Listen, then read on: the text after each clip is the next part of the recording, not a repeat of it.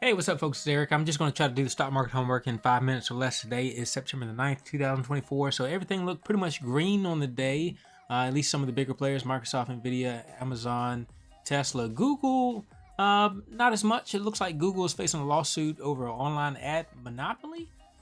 So the next thing you see here is that we're looking at the weekly chart. This is for ES, which references the S&P 500. I saw something that said the Dow had this prior week was the largest loss in 18 months or so. Well, I guess it's very similar for the S&P 500 as well.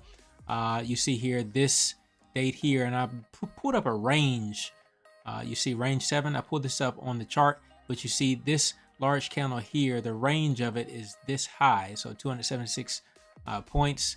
And so if you go all from here all the way back to the left, none of these dots pass it. None of these dots pass it, except for all the way back here, and that is about 90 bars or 90 weeks, which is a little over 18 months or so.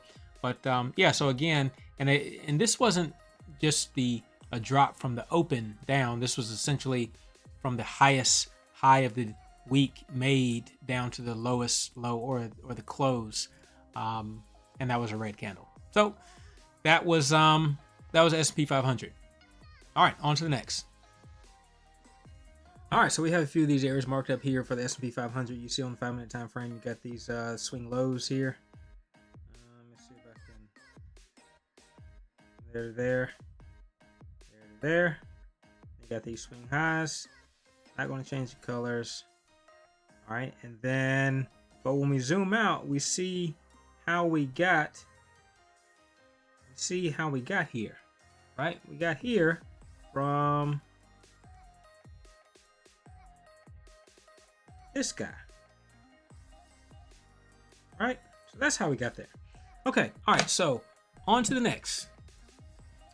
All right, and so this is essentially what we have for S&P 500 for today. This is the 1-minute time frame. Unfortunately, I didn't turn on one of the scripts that was supposed to be recording the volume profile on the 1-minute time frame, but nevertheless, you see here where we're moving. This is the place I was identifying on the trading view chart, where we go from here all the way to here, and then there was another area where we zoom out, and I think the top was here, and then go to the 5-minute time frame. You might be able to see it better. Yes, 5-minute time frame. You see this area here. Nope, this area here, and actually this level started off here. This is one of the scripts that I made, so it started off here, and then as you're just kind of watching the chart, you see this line that is approaching.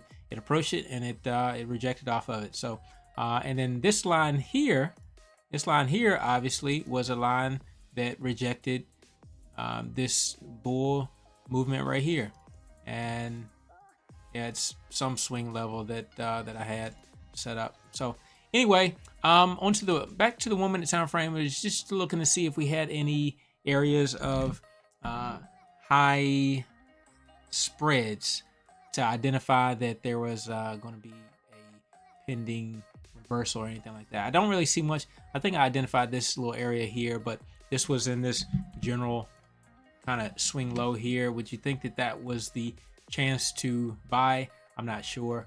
I mean, you had a high amount of a wide spread there, and that was this area, but it wicked out and made a new low prior to moving up. So not really seeing the exact rhyme or reason why you would take that right away.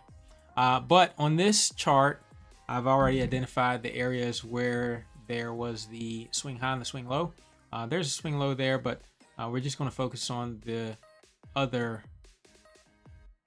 first two areas of the day, I guess. Yeah, so here the swing low, here the swing high. So you'd be selling at one, you'd be buying at the other.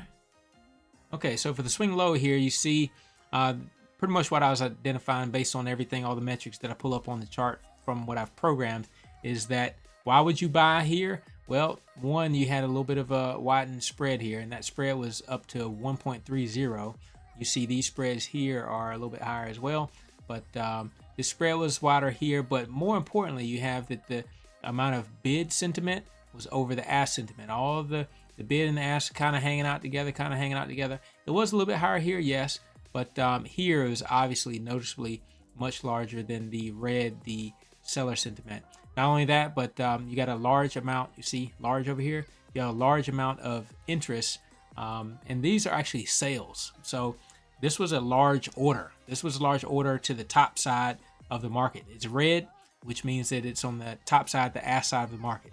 And then here are the market orders. So not only was this a large order here, but it was a large market order. So that's aggression, and that's showing direction, aggression, direction. Also, you see that there's a lot of market orders here, outside market orders. So this is just regular market orders, and then this is, so in between the spread, but just toward the ask side, and then this is saying that this was above the ask, right? So all these things lined up, that's a buy. Okay, so when you come over here, when you come over to the left side of the screen, you're looking for the sale. All right, so we didn't really see any widened spreads over here. Not sure what that means, but again, this is just all educational. This is infotainment. This is entertainment. So you can just take all this information and try to draw some conclusions of your own. I'm not a financial advisor, financial planner, anything like that for you, but I'm just trying to show you what I see, and then you can make some conclusions, and hopefully you can tell me something that you see, and then I can make a script for it, and then we can all be very happy and money plentiful. So just the opposite on this side of the equation, right? We saw before that the high amount of bid sentiment trumped the seller or the ask sentiment. It's just opposite here. So the red line, the seller sentiment, is much higher than the bid sentiment. So that means that there's a lot of selling pressure, right? And so not only that, but then we get this blue dot here, which says that the large orders actually came in on the bottom side of the market. So again, there's a reason to push down. There's people standing on the push down side of the equation. There's actually a potential push down, and you see this top blue in here, that's saying that this was outside the market. So this was below the bids. So this is a outside market order, really large, below the bids. So again, you got everything kind of lined up. For the bottom side of the market here, you had everything lined up for the top side of the market over here.